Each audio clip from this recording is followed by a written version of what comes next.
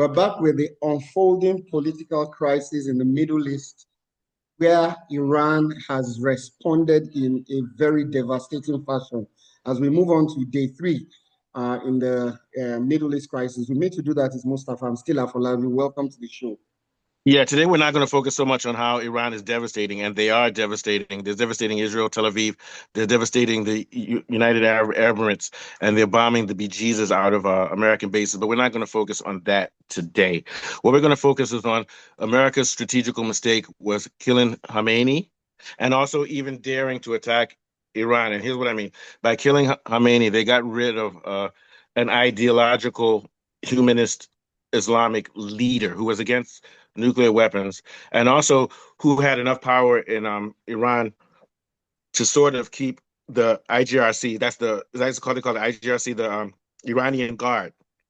He kept them in check a little bit from from that country becoming a military junta. But now that he's gone, and it's up to the Iranian Guard to save Iran from the U.S., they now hold the power in Iran, and Iran is no longer a balance between military and democracy and the theocracy. It's not going to become a military junta, and their argument would be, we have to control this country. There's no more democracy in this country because of America wanting to threaten us. So what America did was it actually made Iran become more hard line than they would have been.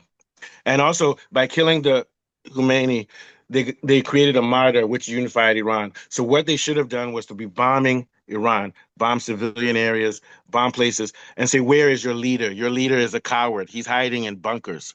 And that might have caused an overthrow of the government, because he would say, you see, Khamenei told you that he would die for Iran. He's in bunkers. So by killing him, as soon as they killed him, they had lost the war in two ways. They lost the war because they created a martyr.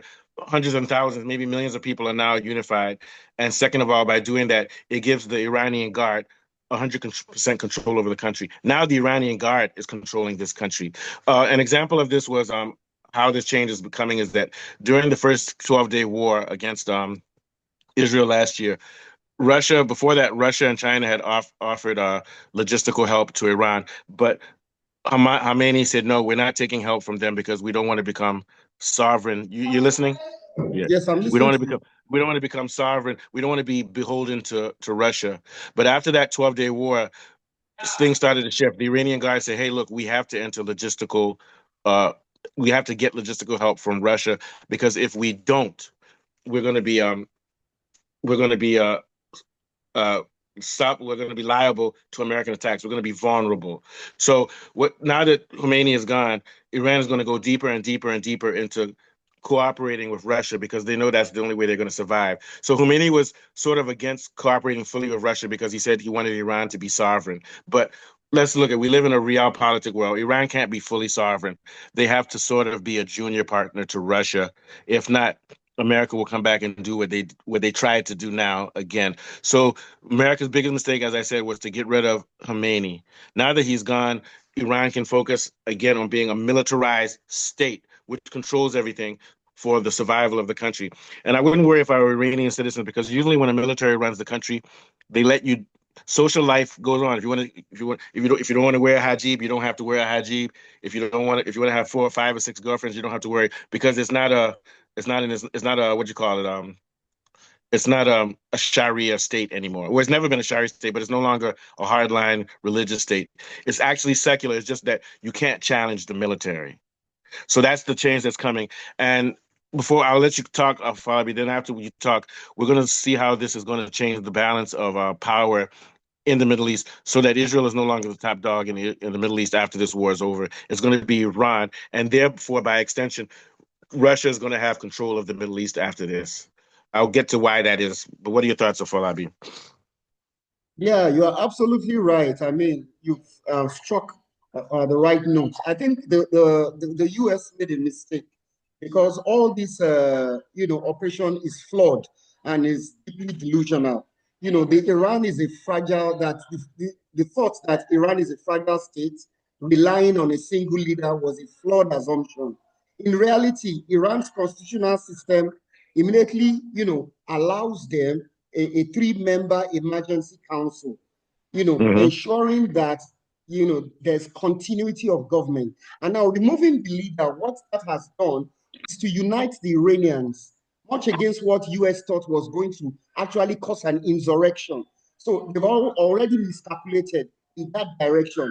Now, another thing you mentioned was they're now going to begin to pivot towards Russia and China. And now, because of the resolve they have now, they will now start, to begin to pursue, more deliberately what it was that the West did not want by attacking them. And now, like you said, it's not now going to become like a militarized zone, so to speak. So now they are more united, there's more resolve, and I think it was a thing of self-deception, thinking that by decapitating Iran, they would just fall like a pack of cards. If for anything, they'd be more solid and they resolve. I mean, Yeah, I saw them firing missiles at Tel Aviv today. Tel Aviv has really been hit hard. So, in my own yeah, opinion, I think the West miscalculated this. These has served as to push them closer to Russia and China. It has given them a resolve internally that will make them resist this even more. And yeah. now that they're saying they should come to the table, I don't know what will come out of the table because the Western influence over Middle East is diminishing. Now the power broker here will be Iran more than anybody else. Yes, and see, and also by attacking Iran, it was a good thing. We know that Iranians have died and they've suffered through this war, but it gave Iran a chance to show that even though the U.S. has air supremacy, it can't stop Iran's missile systems.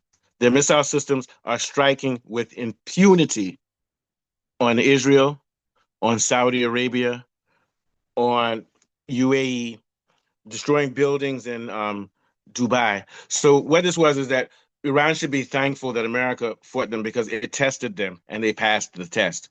And now that they've passed the test, the Gulf nations will think twice before ever helping America again because they know that it's no longer a threat when Iran says we'll strike you. It's a promise from Allah.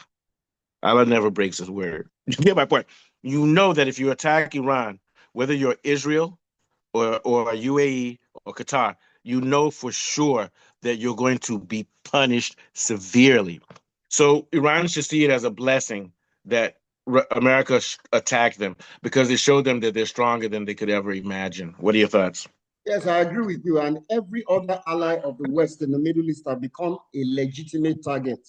I mean, I was imagining the Bahrain testing of Formula One. Had this attack come earlier, they may not have been able to do that Oh testing in yeah. Bahrain because Bahrain is strategically Oh, did very you close. know? You never heard the story though. About 8 years ago, during free practice one, the Houthis shot a building not too far near the Saudi Grand Prix. The, and you can see it blowing up while the cars were flying. So you see what I'm Wow. saying? Wow. So, and that means that if Iran was wicked, it could strike the F Formula One and kill people. So what that Possible. means is that now the West is going to put pressure on its leaders to leave Iran alone. Well, sorry, continue. You were saying about Bahrain. Go ahead. Yeah, so What was your basically thought? what I'm saying here is that even the traditional US and Western allies are now going to be pivoting towards the direction of Iran and not the US. Because Or, right or at least now, they'll stay out of their way. Stay out of their way. yeah, Yeah. sure, absolutely. Because this is a Mm. war that the US has started, and all of a sudden, the likes of UAE, the likes of Kuwait and Bahrain are being hit just because, I mean, because of what the US has done. So every military base anywhere at close proximity to Iran has become a legitimate target, and they've been firing. I mean, look at UAE. That is not safe anymore. So basically, what I'm saying now is that, I mean, they've poked the bear and they've seen to what extent the bear can fight back. That is Yeah. not just by removing the head that the whole nation falls like a pack of cards. They Yeah. were preparing for this a long time ago, and they're being strategic. I think they want to deplete the US missile arsenal. That's the Yeah. way they are doing it strategically. They want to deplete their interceptors and missile arsenal. And you can see, And then like once they do rightly that, mentioned, Russia is assisting them strategically in this. yeah. And here's the beauty of it. Through Iran's missile system, right? They have aerial superiority over Israel. You get my point? And so they have air. So this is a weird war because Iran doesn't have aerial defense, but and the U.S. I mean, Israel doesn't have aerial defense either. But what Iran has is more missiles, and they have hypersonic missiles. So this is a war of drones and missiles. It's not of planes because the U.S. can't continue flying its planes over these areas. They're going to have to refuel their planes and go home. So Iran's missile system, and it's been like you said, this is Russia's handprint. It's not even that Russia has helped them build it. It's actually they've been working both together because Russia and Iran have some of the best physicists in the world, and Iran has been giving them technology with drones, and Russia has been helping them with technology with missiles, and China and Russia have been helping. Here's Iran could never have won this war without the satellites of China and Russia. They they are able because so what it means now is that if the U.S. strikes Iranian satellite systems, it doesn't matter because the coordinates are being locked in and told to them through Russia and China. So I'm going back to my last thing on how this war has actually begun the end of the U.S. empire in the Middle East and is actually now leading to Russia controlling Eurasia now and getting stronger. And actually, Russia is going to be the linchpin of the Middle East. And how that's going to be is that the bases of the U.S. have been destroyed all over the Middle East. The Americans not going to come back to build those bases. They're not, or they're not going to be allowed to do that. I promise you. They're going to continue sending missiles there if they let America build bases. So America no longer has bases in the Middle East, which means they can't have hegemony in the Middle East. The only place that they have a base in the Middle East now is Israel. And if Israel helps America do anything, Iran will continue with their missiles taking them down. So literally, what this is arguing is that literally the U.S. has just been ceremoniously kicked out of the Middle East. But it happened overnight, and this was a trap. Russia and Iran lured them into a war, and this war actually led to the U.S. being evicted from the Middle East because that's what's happening. They're being evicted. Now, what's happening next is that once this war is over, Iran is going to continue building his. They can't give up because you can't give up against the U.S. They're going to continue building their missile systems, and they're going to continue working with Russia to fortify themselves to prepare for if the U.S. ever attacks. Now, here's the third part. Now that Iran is stronger, you're going to now see that Syria and Lebanon now are going to start rebuilding themselves. You know, what's his name is in who the president of Syria is in Russia right now, the one who had to flee. You know what I'm talking about? I forgot his name. He's so the point being is that not Hamas, Hezbollah, and all these groups now are going to double down in Lebanon and in Syria, and those places are going to stabilize, and you're going to start seeing Syria and Lebanon consolidate with Iran, who's their ally along Shia Islam, and they're going to be so it's going to be Syria, Lebanon, and Iran is going to be basically the linchpin, and they're going to be the wings of Iran to build a fortified state, which goes against the Gulf states, which are weak, and goes against Israel. And they're not going to antagonize Israel, but Israel is going to have to back off, especially after Netanyahu dies or is put in jail or steps down. And what's going to happen is Israel will just be a passive nation in the Middle East. So what I'm saying is that very soon there's going to be peace in the Middle East because of the strength of Iran and therefore the strength of Syria and Lebanon, who will be aligned with them. And there'll be a good balance of power because all of them together are as strong, if not stronger than Israel, but they're not looking for war with Israel. So Israel will be forced into peace whether it likes it or not, and they can still, America can still try to help them to build their economy, which should be IT. They shouldn't be a military economy. The last thing is what's going to happen with Palestine. We don't know. What are your thoughts, Afad? What do you think about what I've said? Yeah, well, you're quite right, but I think you missed out Yemen. Yemen too is Oh very, yeah, very, Yemen too. And so yeah, Yemen is the the wild card, Houthis, and Yemen is a sovereign country, but they are aligned with yeah, Iran. they're aligned. And the Houthis have officially promised to retaliate. Specifically, they want to target ships at the Red Yeah, Sea. So there will be direct involvement. They've mentioned that already, that every US linked ship will be attacked. And then yeah, the IRGC, that's the Iranian Guard, has yeah. already stated that I mean, they're planning Operation Truth Promise, which they have started already. They've I follow launched. you. I follow you. Tell the truth from a purist point of view, where if you look at war as a sport or as a science, you have to admit this is a work of beauty. What Iran and these guys have done strategically, this is beautiful. They're going to be teaching this in military schools Of years course, of later. course, This of is course. brilliant because It's it's instructive. tactical. It It's involves instructive. patience. It involves solidarity, and it was strategic. Unlike the U.S. and Israel, which just bomb and kill indiscriminately. And I'm glad you mentioned that Houthi thing. So this is textbook. This is actually a masterpiece of work. we have to thank the Iranian God. Got to thank Putin. Thank you, Xi. Thank you, everybody. Thank you. You made my year. I finally, last night to take us out.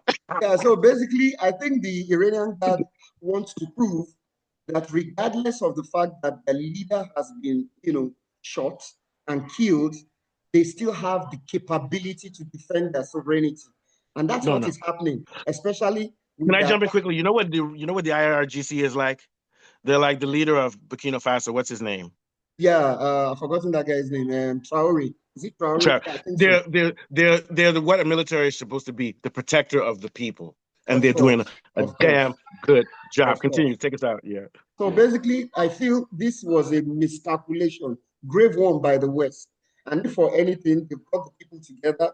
Iran are going to resist this till their last drop of blood. And this is not going to help the West control anything in the Middle East. They've now destabilized the Middle East and spread the chaos across the region. And it's on that note that we're rounding up our show this afternoon. We'll be back again with politics as it unfolds, the Iranian attack by the US, and from Mustafa myself, we'll be back again. Yeah. I feel like positive. Man, did you see how I was celebrating?